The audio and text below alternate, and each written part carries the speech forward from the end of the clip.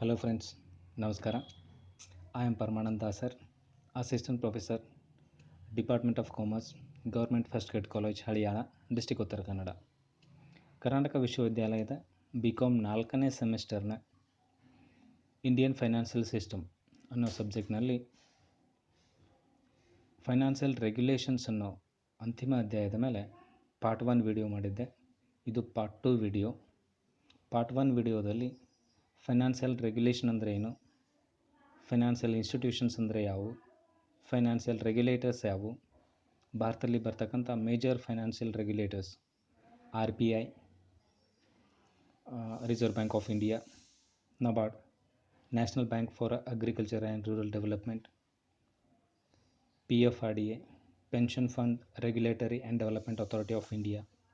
ಈ 3 ಹಣಕಾಸಿನ ನಿಯಂತ್ರಣ ಸಂಸ್ಥೆಗಳ ಮೇಲೆ ಉಪಯುಕ್ತ ಮಾಹಿತಿಯನ್ನು ನಿಮ್ಮ ಜೊತೆ ಶೇರ್ ಮಾಡಿದ್ದೆ. ಈ ವಿಡಿಯೋದಲ್ಲಿ ಪ್ರಮುಖವಾದಂಥ 12 ಹಣಕಾಸಿನ ನಿಯಂತ್ರಣ ಸಂಸ್ಥೆಗಳ ಬಗ್ಗೆ ಒಂದಿಷ್ಟು ಉಪಯುಕ್ತ ಮಾಹಿತಿಯನ್ನು ನಿಮ್ಮ ಜೊತೆ ಶೇರ್ ಮಾಡ್ತಾ ಇದ್ದೇನೆ. So today's topic is financial regulators in India, especially IRDAI ಮತ್ತು SEBI. IRDAI ಮತ್ತು SEBI ಇವುಗಳ ಬಗ್ಗೆ ಮಾಹಿತಿಯನ್ನು ನಿಮ್ಮ ಜೊತೆ ಶೇರ್ ಮಾಡ್ತಾ ಇದ್ದೇನೆ. Let us start with IRDA, insurance regulatory and development authority of India, IRDAI ಅಂತಲೂ ಕರೀತಾರೆ. It is an autonomous and statutory body for especially regulating and promoting the insurance and reinsurance business in India. ಅಂದರೆ ಭಾರತದಲ್ಲಿ ಬರ್ತಕ್ಕಂಥ ವಿಮೆ ಮತ್ತು ಮರು ವಿಮೆ ಈ ಕಂಪ್ಲೀಟ್ ವ್ಯವಹಾರವನ್ನು ನಿಯಂತ್ರಣದಲ್ಲಿಡಲಿಕ್ಕೆ ಒಂದು ಸರ್ಕಾರದ ಸ್ವಾಯತ್ತ ಮತ್ತು ಶಾಸನಬದ್ಧ ಸಂಸ್ಥೆ ಇದೆ. ಅದೇ IRDA, ವಿಮೆ ನಿಯಂತ್ರಣ ಮತ್ತು ಅಭಿವೃದ್ಧಿ ಪ್ರಾಧಿಕಾರ ಅಂತ ಕರೀತಾರೆ. IRDA constituted by insurance regulatory and development act 1999. IRDA act ಅಂತ ಹೇಳ್ತೀವಿ, 1999. ಆ ಆ್ಯಕ್ಟ್ ಪ್ರಕಾರ IRDA ಫಾರ್ಮ್ಯುಲೇಟ್ ಆಗುತ್ತೆ.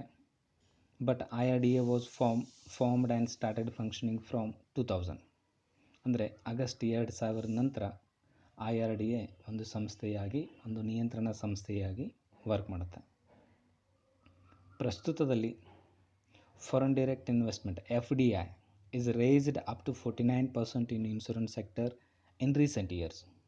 ಅಂದರೆ ಇತ್ತಿತ್ತಲಾಗಿ 49% ಫಾರಿನ್ ಡೈರೆಕ್ಟ್ ಇನ್ವೆಸ್ಟ್ಮೆಂಟನ್ನು ಇನ್ಶೂರೆನ್ಸ್ ಬಿಸ್ನೆಸ್ಸಲ್ಲಿ ರೇಸ್ ಮಾಡ್ಬೋದು.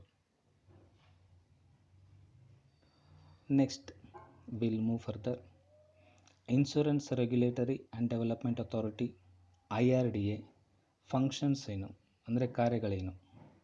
IRDA act 1999 section 14 describes its functions. ಅಂದರೆ ಸೆಕ್ಷನ್ 14ರಲ್ಲಿ IRDA ಆ್ಯಕ್ಟ್ 1999ರ ಸೆಕ್ಷನ್ 14ರಲ್ಲಿ IRDA ಫಂಕ್ಷನ್ಸನ್ನು ಎಕ್ಸ್ಪ್ಲೇನ್ ಮಾಡಿದ್ದಾರೆ. Let us start with first one.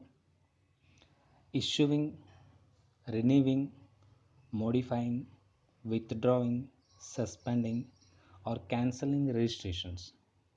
ಅಂದರೆ ನೋಂದಣಿಗಳನ್ನು ಅಥವಾ ನೋಂದಣಿ ಅರ್ಜಿಗಳನ್ನು ಒದಗಿಸೋದು, ನವೀಕರಣಗೊಳಿಸೋದು, ಮಾರ್ಪಡಿಸೋದು, ಅಮಾನತುಗೊಳಿಸೋದು, ರದ್ದು ಮಾಡೋದು ಸಂಪೂರ್ಣ ಜವಾಬ್ದಾರಿಯನ್ನು IRDA ಹೊಂದಿರುತ್ತೆ. The second one, specifying qualifications, the code of conduct and training for intermediaries and agents. ವಿಮಾ ವಲಯದಲ್ಲಿ ಬರ್ತಕ್ಕಂಥ ಮಧ್ಯಸ್ಥಗಾರರಿಗೆ ಅಥವಾ ಏಜೆಂಟ್ಸ್ಗಳಿಗೆ ಅಥವಾ ಮಧ್ಯಸ್ಥಿಕೆ ವಹಿಸ್ತಕ್ಕಂಥ ವ್ಯಕ್ತಿಗಳಿಗೆ ಅಥವಾ ಸಂಸ್ಥೆಗಳಿಗೆ ಟ್ರೈನಿಂಗನ್ನು ಕೊಡ್ತಕ್ಕಂಥ ಮತ್ತು ನಿಯಮಾವಳಿಗಳನ್ನು ರೂಪಿಸ್ತಕ್ಕಂಥ ಜವಾಬ್ದಾರಿ, ಜೊತೆಗೆ ಮಧ್ಯವರ್ತಿಗಳಿಗೆ ವಿದ್ಯಾರ್ಹತೆಗಳನ್ನು ಫಿಕ್ಸ್ ಮಾಡ್ತಕ್ಕಂಥ ಜವಾಬ್ದಾರಿ IRDAದು. Next function is inspecting and investigating insurers, intermediaries and other relevant organizations. ಅಂದರೆ ಇನ್ಶೂರರ್ಸ್ ಅಂದರೆ ಪಾಲಿಸಿ ಹೋಲ್ಡರ್ಸ್ ಅಂತ ಹೇಳ್ಬೋದು. ಪಾಲಿಸಿ ಹೋಲ್ಡರ್ಗಳನ್ನು ಅಥವಾ ಮಧ್ಯವರ್ತಿಗಳನ್ನು ಅಥವಾ ಸಂಬಂಧಿಸಿದ ಸಂಸ್ಥೆಗಳನ್ನು ತಪಾಸಣೆಗೆ ಒಳಪಡಿಸೋದು ಅಥವಾ ಪರಿಶೀಲಿಸ್ತಕ್ಕಂಥ ಕೆಲಸ IRDA ಮಾಡುತ್ತೆ. The next one, protecting policy holder interest and confidence among the customers. ಅಂದರೆ ಪಾಲಿಸಿಗಳನ್ನು ತೊಗೊಂಡಿರ್ತಕ್ಕಂಥವ್ರು ಪಾಲಿಸಿ ಹೋಲ್ಡರ್ಸ್ ಆಗಿರ್ತಾರೆ, ಅವರೇ ಇನ್ಶೂರರ್ಸ್ ಅಂತಲೂ ಆಗಿರ್ಬೋದು. ಸೊ ಪಾಲಿಸಿ ಹೋಲ್ಡರ್ಸ್ ಇಂಟ್ರೆಸ್ಟ್ ಅಂದರೆ ಪಾಲಿಸಿಗಳನ್ನು ಯಾಕೆ ತೊಗೊಂಡಿರ್ತಾರೆ, ವಿಮೆ ಪಾಲಿಸಿಗಳನ್ನು ಯಾಕೆ ತೊಗೊಂಡಿರ್ತಾರೆ ಅಂದರೆ ಯಾವುದೇ ಅಕಸ್ಮಾತ್ತಾಗಿ ಆಗ್ತಕ್ಕಂಥ ನಷ್ಟವನ್ನು ಭರಿಸಲಿಕ್ಕೆ ಇನ್ಶೂರೆನ್ಸನ್ನು ತೊಗೊಂಡಿರ್ತಾರೆ. ಸೊ ಈ ಆಬ್ಜೆಕ್ಟಿವ್ ಫುಲ್ಫಿಲ್ ಆದರೆ ಅವ್ರ ಇಂಟ್ರೆಸ್ಟನ್ನು ಕಾಯ್ದುಕೊಂಡಂಗೆ. IRDA ಪಾಲಿಸಿ ಹೋಲ್ಡರ್ಸ್ ಈ ಥರನಾದ ಆಸಕ್ತಿಯನ್ನು ಮತ್ತು ಅವರಲ್ಲಿ ಕಾನ್ಫಿಡೆನ್ಸನ್ನು ಬೂಸ್ಟ್ ಮಾಡ್ತಕ್ಕಂಥ ಕೆಲಸ IRDA ಮಾಡುತ್ತೆ. Next function is adjudicating disputes between insurers and intermediaries or insurance intermediaries. Adjudicating ಅಂದರೆ ಫೈನಲ್ ಜಡ್ಜ್ಮೆಂಟ್. ಯಾವುದೇ ತೆರನಾದ ಸಂಘರ್ಷಗಳಿಗೆ, ಅಂದರೆ ಪಾಲಿಸಿ ಹೋಲ್ಡರ್ಸ್, ಇನ್ಶೂರರ್ಸ್, ವಿಮೆ ತೊಗೊಂಡಿರ್ತಕ್ಕಂಥ ವ್ಯಕ್ತಿಗಳು, ಪಾಲಿಸಿ ಕೊಟ್ಟಿರ್ತಕ್ಕಂಥ ವಿಮಾ ಸಂಸ್ಥೆಗಳ ಮಧ್ಯೆ ಅಥವಾ ವಿಮಾ ಸಂಸ್ಥೆಯ ಪ್ರತಿನಿಧಿಯಾಗಿರ್ತಕ್ಕಂಥ ಬ್ರೋಕರ್ಗಳ ಮಧ್ಯೆ ಯಾವುದೇ ತೆರನಾದ ಸಂಘರ್ಷಗಳಿದ್ದಲ್ಲಿ ಅಥವಾ ಇಶ್ಯೂಸ್ ಕ್ರಿಯೇಟ್ ಆದಲ್ಲಿ ಬಗೆಹರಿಸಿ ಅವಕ್ಕೆ ಫೈನಲ್ ಜಡ್ಜ್ಮೆಂಟ್ ಕೊಡ್ತಕ್ಕಂಥ ಕೆಲಸ IRDA ಮಾಡುತ್ತೆ. So these are the functions of IRDA. Let us move further. IRDA is a 10-member body consisting of a chairman, 5 full-time and 4 part-time members appointed by the Government of India. IRDA organisational structure ನೋಡೋದಾದರೆ ಇದು 10 ಸದಸ್ಯರು ಇರತಕ್ಕಂಥ ಒಂದು ಸಂಸ್ಥೆ. ಇದರಲ್ಲಿ ಒಬ್ಬರು chairman ಇರ್ತಾರೆ, 5 ಜನ ಫುಲ್ ಟೈಮ್ ಸದಸ್ಯರು ಇರ್ತಾರೆ, 4 ಜನ ಪಾರ್ಟ್ ಟೈಮ್ ಸದಸ್ಯರು ಇರ್ತಾರೆ, 10 ಜನನು ಗೌರ್ಮೆಂಟ್ ಆಫ್ ಇಂಡಿಯಾದಿಂದ ಅಪಾಯಿಂಟ್ ಆಗಿರ್ತಾರೆ. ಪ್ರಸ್ತುತದಲ್ಲಿ IRDAI chairman mister Subhash Chandra Kuntia. ಇದರ ಹೆಡ್ ಕ್ವಾರ್ಟರ್ಸ್ ಇರೋದು ಹೈದ್ರಾಬಾದ್, ತೆಲಂಗಾಣ. ನಮಗೆ ಗೊತ್ತಿದೆ IRDAI ರೆಗ್ಯುಲೇಟ್ ಮಾಡೋದು ಏನನ್ನು ರೆಗ್ಯುಲೇಟ್ ಮಾಡುತ್ತೆ ಅಂದರೆ government insurance companies, LIC, GIC ಅಥವಾ ಅವುಗಳ ಸಬ್ಸಿಡಿಯರೀಸ್, ಮತ್ತು private insurance companies ICICI, Tata, so ಈ ಥರದ ಎಟ್ಸೆಟ್ರಾ ಪ್ರೈವೇಟ್ ಕಂಪನೀಸ್. ಇವೆಲ್ಲ ಕಂಪನಿಗಳನ್ನು even foreign insurance companies also ಇಂಡಿಯಾದಲ್ಲಿದೆ. ಎಲ್ಲ ಕಂಪನಿಗಳ ಸಂಪೂರ್ಣ ನಿಯಂತ್ರಣ ಜವಾಬ್ದಾರಿಯನ್ನು IRDA ತಗೊಂಡಿರುತ್ತೆ. ಸೊ ಇದು IRDA ಕುರಿತಂಥ ಮಾಹಿತಿ. Let us move further. ಮತ್ತೊಂದು ವೆರಿ ಇಂಪಾರ್ಟೆಂಟ್, ಎಸ್ಪೆಷಲಿ ಕರ್ನಾಟಕ ವಿಶ್ವವಿದ್ಯಾಲಯದ ಸಿಲೆಬಸ್ನಲ್ಲಿ SEBI, securities and exchange board of India, ಇದ್ರ ಕುರಿತಂಥ ಒಂದು ಪರ್ಟಿಕ್ಯುಲರ್ ಟಾಪಿಕ್ ಇದೆ. SEBI ಅಂದರೆ securities and exchange board of India ಅಂತ ಏನು ಕರಿತೀವಿ, ಇದು ಭಾರತದಲ್ಲಿ ಇರತಕ್ಕಂಥ ಷೇರು ಮಾರುಕಟ್ಟೆ ಅಥವಾ ಬಂಡವಾಳ ಮಾರುಕಟ್ಟೆಯನ್ನು ನಿಯಂತ್ರಣದಲ್ಲಿ ಇರತಕ್ಕಂಥ ಸಂಸ್ಥೆ. SEBI ಅನ್ನೋದು ಭಾರತದಲ್ಲಿ ಬರ್ತಕ್ಕಂಥ ಎಲ್ಲ ಷೇರು ಮಾರುಕಟ್ಟೆಗಳನ್ನು ಅಥವಾ ಬಂಡವಾಳ ಮಾರುಕಟ್ಟೆಗಳನ್ನು ನಿಯಂತ್ರಿಸ್ತಕ್ಕಂಥ ಸಂಸ್ಥೆಗೆ SEBI ಅಂತ ಕರಿತೇವೆ. It was established by the government of India on 12th April 1988. 1988 April 12ರಂದು ಗೌರ್ಮೆಂಟ್ ಆಫ್ ಇಂಡಿಯಾ SEBIಯನ್ನು ಎಸ್ಟಾಬ್ಲಿಷ್ಮೆಂಟ್ ಮಾಡುತ್ತೆ. ಬಟ್ 1992ರಲ್ಲಿ SEBI ಆ್ಯಕ್ಟ್ ಅಂತ ಪಾಸ್ ಆಗುತ್ತೆ. Then after 30th January 1992 SEBI is working as a statutory body. Presently SEBI ಅನ್ನೋದು ಹಣಕಾಸಿನ ಅಥವಾ ಷೇರು ಮಾರುಕಟ್ಟೆಗಳ ಅಥವಾ ಬಂಡವಾಳ ಮಾರುಕಟ್ಟೆಗಳ ಮೇಲೆ ನಿಯಂತ್ರಣ ಸಂಸ್ಥೆಯಾಗಿ ಕೆಲಸ ಮಾಡ್ತಾ ಇದೆ.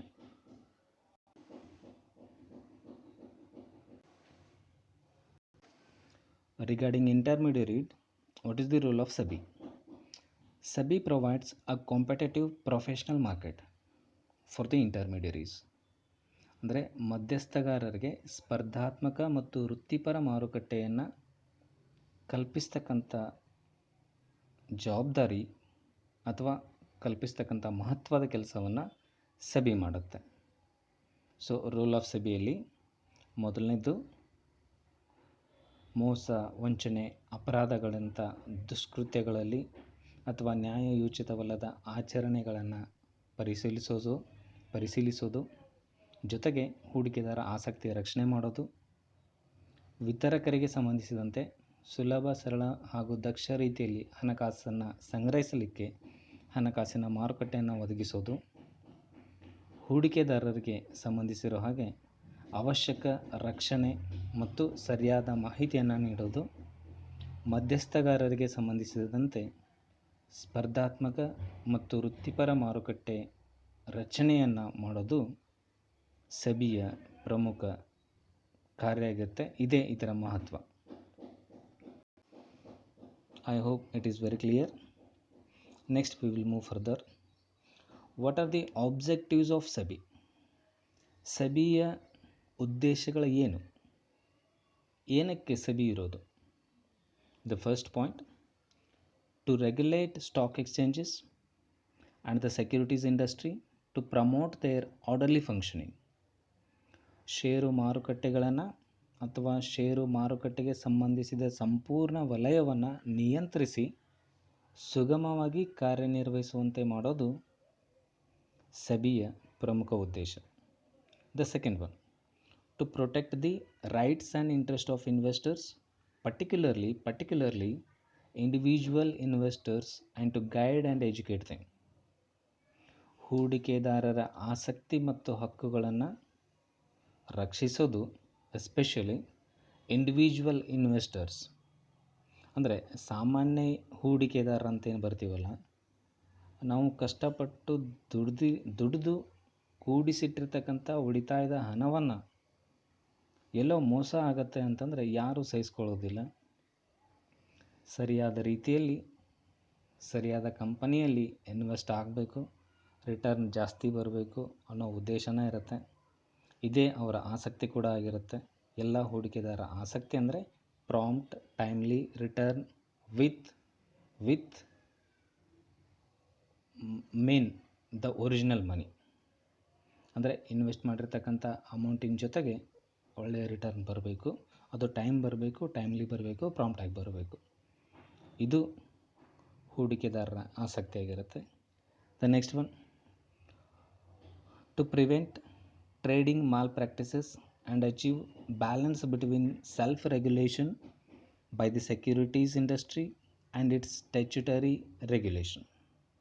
ಅಂದರೆ ಪ್ರೈಸ್ ಮ್ಯಾನಿಪುಲೇಷನ್ಸ್, ಹೆಚ್ಚು ಕಡಿಮೆ ಪ್ರೈಸ್ ಮ್ಯಾನಿಪುಲೇಟ್ ಮಾಡೋದು, ರೂಮರ್ಸ್ ಎಬ್ಸೋದು, ಚೀಟಿಂಗ್ ಮಾಡೋದು, ಆರ್ಟಿಫಿಷಿಯಲ್ ಕ್ರಿಯೇಷನ್ ಮಾಡೋದು ಡಿಮ್ಯಾಂಡ್ ಸಲುವಾಗಿ, ಇನ್ಸೈಡರ್ ಟ್ರೇಡಿಂಗ್ ಮಾಡೋದು, ಇಂತಹ ದುಷ್ಕೃತ್ಯಗಳನ್ನು ತಡೆಗಟ್ಟಿ ಸ್ಟ್ಯಾಚ್ಯುಟರಿ ರೆಗ್ಯುಲೇಷನ್ ಹಾಗೆ ಸೆಲ್ಫ್ ರೆಗ್ಯುಲೇಷನ್ ಮಧ್ಯೆ ಬ್ಯಾಲೆನ್ಸ್ ಮಾಡೋ ಗುರಿಯನ್ನು ಸಾಧಿಸೋದು SEBIಯ ಇನ್ನೊಂದು ಉದ್ದೇಶ. The last one, to regulate and develop a code of conduct and fair practices by intermediaries like brokers, Merchant bankers et cetera. ಅಂದರೆ ಕೋಡ್ ಆಫ್ ಕಂಡಕ್ಟ್ಸ್, ನಿಯಮಾವಳಿಗಳನ್ನು ಅಭಿವೃದ್ಧಿಪಡಿಸೋದು ಬ್ರೋಕರ್, ಏಜೆಂಟ್ಸ್, ಮರ್ಚೆಂಟ್ ಬ್ಯಾಂಕರ್ಸ್ ಅಂದರೆ ಲೀಡ್ ಮ್ಯಾನೇಜರ್ಸ್ ಅಂತಲೂ ಕರಿತೇವೆ. ಅಂದರೆ ಕಂಪ್ಲೀಟಾಗಿ ಒಂದು ಕಂಪನಿಯ ಕಾಗದ ಪತ್ರಗಳನ್ನು ಇಶ್ಯೂ ರೆಸ್ಪಾನ್ಸಿಬಿಲಿಟಿ ತೊಗೊಂಡಿರ್ತಕ್ಕಂಥ ಸಂಸ್ಥೆ ಅಥವಾ ಬ್ಯಾಂಕಿಗೆ ಮರ್ಚೆಂಟ್ ಬ್ಯಾಂಕರ್ ಅಂತ ಹೇಳ್ತೀವಿ. ಅಂದರೆ ಕಂಪ್ಲೀಟ್ ಶೇರ್ಸ್ಗಳನ್ನು ಕೊಡೋದು, ಬಂಡವಾಳವನ್ನು ರೈಸ್ ಮಾಡೋದು, ಶೇರ್ಸ್ಗಳನ್ನು ಕೊಡಬೇಕಾದ್ರೆ ಏನೇನು ರೂಲ್ಸ್ಗಳನ್ನು ಫಾಲೋ ಮಾಡಬೇಕು, ಯಾವ ಸ್ಟೆಪ್ಪದಲ್ಲಿ ಹೋಗಬೇಕು, ಇದೆಲ್ಲವನ್ನು ಫಾಲೋ ಮಾಡಿ ಫೈನಲಿ ಕ್ಯಾಪಿಟಲನ್ನು ರೈಸ್ ಮಾಡಿ ರಿಕ್ವೈರ್ಮೆಂಟ್ ಇರ್ತಕ್ಕಂಥ ಕಂಪನಿಗೆ ಕೊಡ್ತಕ್ಕಂಥ ಕಂಪ್ಲೀಟ್ ಜವಾಬ್ದಾರಿಯನ್ನು ಹೊತ್ತಿರ್ತಕ್ಕಂಥ ಒಂದು ಸಂಸ್ಥೆಗೆ ಮರ್ಚೆಂಟ್ ಬ್ಯಾಂಕರ್ ಅಂತ ಕರಿತೀವಿ. ಸೊ ಇವರೆಲ್ಲರಿಗೂ ಅಂದರೆ ಇನ್ನುಳಿದ ಎಲ್ಲ ಮಧ್ಯವರ್ತಿಗಳಿಗೂ ಹೆಚ್ಚು ಸ್ಪರ್ಧಾತ್ಮಕ ಮತ್ತು ವೃತ್ತಿಪರರನ್ನಾಗಿಸೋದೇ ಅಥವಾ ವೃತ್ತಿಪರ ಮಾರ್ಕೆಟನ್ನು ಪ್ರೊವೈಡ್ ಮಾಡೋದೇ ಸೆಬಿಯ ಮತ್ತೊಂದು ಉದ್ದೇಶ. Let us move to next topic, the functions of SEBI. SEBI ಕಾರ್ಯಗಳು ಯಾವ್ಯಾವು? ಸೆಬಿ ಕಾರ್ಯಗಳನ್ನು 3 ವಿಭಾಗಗಳಲ್ಲಿ ವಿಭಜನೆ ಮಾಡ್ತಾರೆ. ಒಂದು ರೆಗ್ಯುಲೇಟರಿ ಫಂಕ್ಷನ್ಸ್, ಇನ್ನೊಂದು ಡೆವಲಪ್ಮೆಂಟ್ ಫಂಕ್ಷನ್ಸ್, ಮತ್ತೊಂದು ಪ್ರೊಟೆಕ್ಟಿವ್ ಫಂಕ್ಷನ್ಸ್. ಅಂದರೆ ನಿಯಂತ್ರಣ ಕಾರ್ಯಗಳು, ಅಭಿವೃದ್ಧಿ ಕಾರ್ಯಗಳು ಮತ್ತು ರಕ್ಷಣಾತ್ಮಕ ಕಾರ್ಯಗಳು ಅಂಥೇಳಿ. Let us start with first one regarding regulatory functions. First one, registration of brokers and sub-brokers and other players in the market.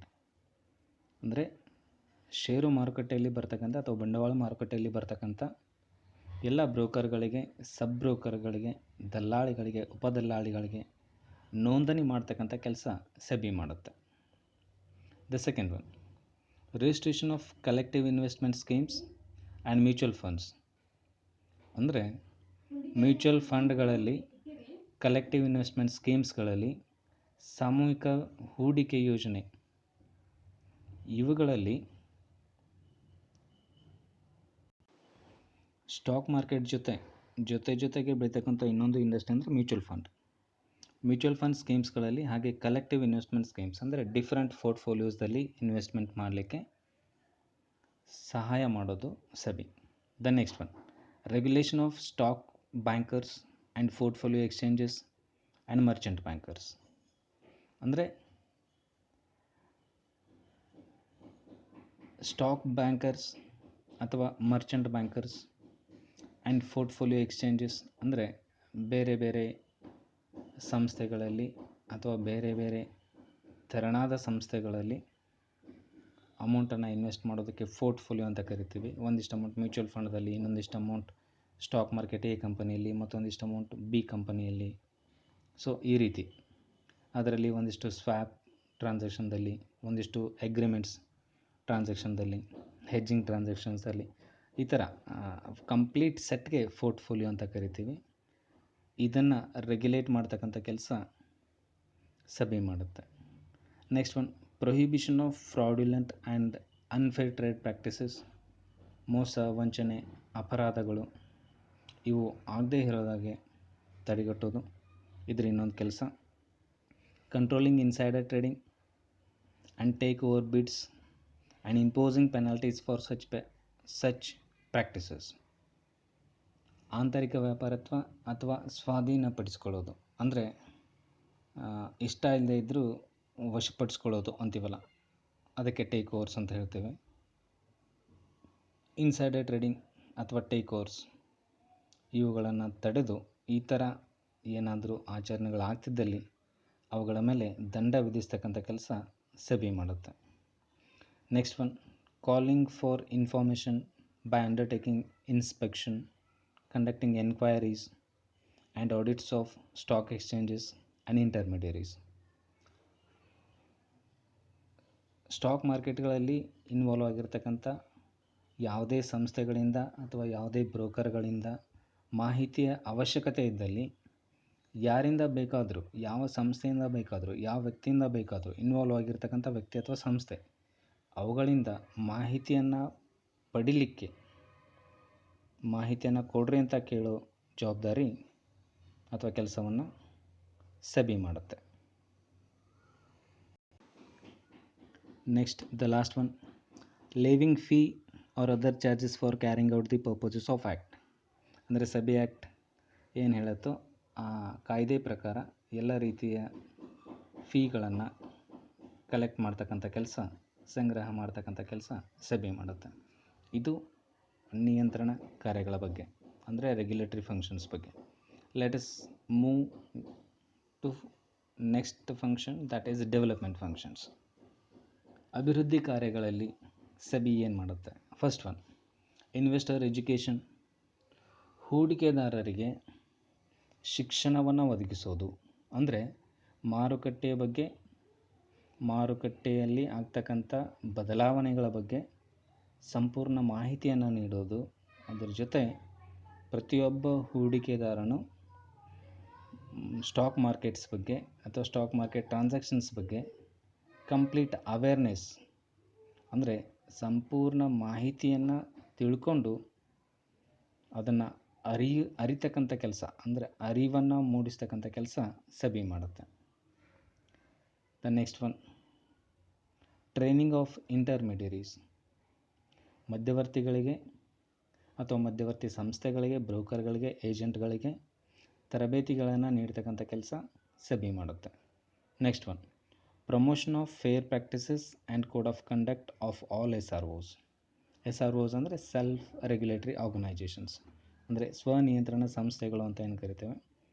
ಸ್ವನಿಯಂತ್ರಣ ಸಂಸ್ಥೆಗಳಿಗೆ ಹಾಗೆ ಕೋಡ್ ಆಫ್ ಕಂಡಕ್ಟ್ ಇವುಗಳನ್ನು ಮಾಡೋದ್ರ ಮೂಲಕ, ಅಂದರೆ ನಿಯಮಾವಳಿಗಳನ್ನು ಮಾಡೋದ್ರ ಮೂಲಕ ಆದಷ್ಟು ಫೇರ್ ಪ್ರಾಕ್ಟೀಸಸ್ ಆಗೋ ಥರ ಮಾಡ್ತಕ್ಕಂಥ ಕೆಲಸ ಸೆಬಿ ಮಾಡುತ್ತೆ. Next one, conducting research and publishing information useful to all market participants. ಸಂಶೋಧನೆಗಳನ್ನು, ಹೊಸ ಮಾಹಿತಿಯ ಮುದ್ರಣವನ್ನು, ಹಾಗೆ ಮಾರುಕಟ್ಟೆಯಲ್ಲಿ ಭಾಗವಹಿಸಿರ್ತಕ್ಕಂಥ ಎಲ್ಲರಿಗೂ ಪಾರ್ಟಿಸಿಪೆಂಟ್ಸ್ ಅಂತ ಏನು ಕರಿತೀವಿ, ಎಲ್ರಿಗೂ ಯಾವುದೇ ಮಾಹಿತಿ ಬೇಕಾದಲ್ಲಿ ಕೊಡ್ತಕ್ಕಂಥ ಕೆಲಸವನ್ನು ಸೆಬಿ ಮಾಡುತ್ತೆ. The last topic, that is protective functions, ರಕ್ಷಣಾತ್ಮಕ ಕಾರ್ಯಗಳು. First one, prohibition of fraudulent and unfair trade practices. ಅನುಚಿತ ಅಥವಾ ಮೋಸದ ದುಷ್ಕೃತ್ಯಗಳನ್ನು ತಡೆಯೋದು ಸೆಬಿಯ ಪ್ರಮುಖವಾದಂಥ ಕೆಲಸ. Next one, controlling insider trading and imposing penalties for such practices. Insider trading ಈ ಥರದ ಪ್ರಾಕ್ಟೀಸಸ್ಗಳನ್ನು, ಅಥವಾ ಇನ್ಸೈಡರ್ ಟ್ರೇಡಿಂಗ್ ಅಂದರೆ ಆಂತರಿಕ ವ್ಯಾಪಾರತ್ವ ಅಂತ ಏನು ಹೇಳ್ತೀವಲ್ಲ, ಆ ಆಂತರಿಕ ವ್ಯಾಪಾರತ್ವ ಅಂದರೆ company, let's take an example, ನಮ್ಮದೇ GFGC ಅನ್ನೋ ಒಂದು ಕಂಪನಿ ಅಂದ್ಕೊಳ್ಳಿ. ಈ GFGC ಕಂಪನಿಯಲ್ಲಿ ಬೋರ್ಡ್ ಆಫ್ ಡೈರೆಕ್ಟರ್ಸ್ ನಾವೇನೋ ಒಂದು ಡಿಸ್ಕಷನ್ ಮಾಡ್ತಾಯಿದ್ದೀವಿ ಎಲ್ಲರೂ ಕೂತ್ಕೊಂಡ್ಬಿಟ್ಟು. ಆವಾಗ ಏನೋ ಒಂದು ಡಿಸಿಷನ್ ತೊಗೋತೀವಿ, ನಾಳೆಯಿಂದ ಶೇರ್ ಪ್ರೈಸನ್ನು ಹೆಚ್ಚಿಗೆ ಮಾಡುವ, ಅಥವಾ ನಾಳೆಯಿಂದ ಯಾವುದೋ ಒಂದು ಇಂಪಾರ್ಟೆಂಟ್ ಡಿಸಿಷನ್ಸನ್ನು ತೊಗೋತೀವಿ. ಆ ಡಿಸಿಷನ್ಸ್ ನಾಳೆಯಿಂದ ಇಂಪ್ಲಿಮೆಂಟ್ ಆಗುತ್ತೆ, ಬಟ್ ಇವಾಗಲೇ ಆ ಮಾಹಿತಿಯನ್ನು ಉಪಯೋಗಿಸ್ಕೊಂಡು ಲಾಭವನ್ನು ತಗೊಳ್ತಕ್ಕಂಥ ಒಂದು ಕ್ರಿಯೆಗೆ ಇನ್ಸೈಡರ್ ಟ್ರೇಡಿಂಗ್ ಅಂತ ಹೇಳ್ತೇವೆ. ಇನ್ಸೈಡರ್ ಟ್ರೇಡಿಂಗ್ ಅಂದರೆ ನಮ್ಮಲ್ಲಿರ್ತಕ್ಕಂಥ ಸೀಕ್ರೆಟ್ ಇನ್ಫಾರ್ಮೇಷನನ್ನು ಯಾರೋ ಒಬ್ಬರು ನಮ್ಮಲ್ಲೇ ಇರ್ತಕ್ಕಂಥ ಡೈರೆಕ್ಟರ್ಸು ಯೂಸ್ ಮಾಡಿಕೊಂಡು, ಅಂದರೆ ಸ್ವಂತ ಬೆಳವಣಿಗೆಗೆ ಅಥವಾ ಲಾಭವನ್ನು ಗಳಿಸ್ತಕ್ಕಂಥ ಕೆಲಸಕ್ಕೆ ಇನ್ಸೈಡರ್ ಟ್ರೇಡಿಂಗ್ಸ್ ಅಂತ ಹೇಳ್ತೇವೆ. ಈ ಥರ ಇನ್ಸೈಡರ್ ಟ್ರೇಡಿಂಗ್ ಆಗದೇ ಇರೋ ಹಾಗೆ ಆ ಥರ ಕಂಡು ಬಂದಲ್ಲಿ ಅವಕ್ಕೆ ದಂಡ ವಿಧಿಸೋ ಕೆಲಸ ಸೆಬಿ ಮಾಡುತ್ತೆ. Next one, undertaking steps for investor protection. ಹೂಡಿಕೆದಾರರ ಹಿತರಕ್ಷಣೆಗೆ ಆದಷ್ಟು ಹೊಸ ಸ್ಟೆಪ್ಗಳನ್ನು ತಗೊಳ್ತಕ್ಕಂಥ ಕೆಲಸ ಸೆಬಿ ಮಾಡುತ್ತೆ. The last one, promotion of fair practices and code of conduct in securities market. ಶಿಸ್ತಿನ ನಿಯಮಾವಳಿಗಳನ್ನು ಹಾಗೆ ನ್ಯಾಯಯೋಚಿತ ಆಚರಣೆಗಳನ್ನು ಅನುಷ್ಠಾನಕ್ಕೆ ತರೋದು ಸೆಬಿಯ ಮತ್ತೊಂದು ಮಹತ್ವದ ಕಾರ್ಯ. ಸೊ ಇದು ಸೆಬಿ ಕುರಿತಂಥ ಮಾಹಿತಿ. I think so far we covered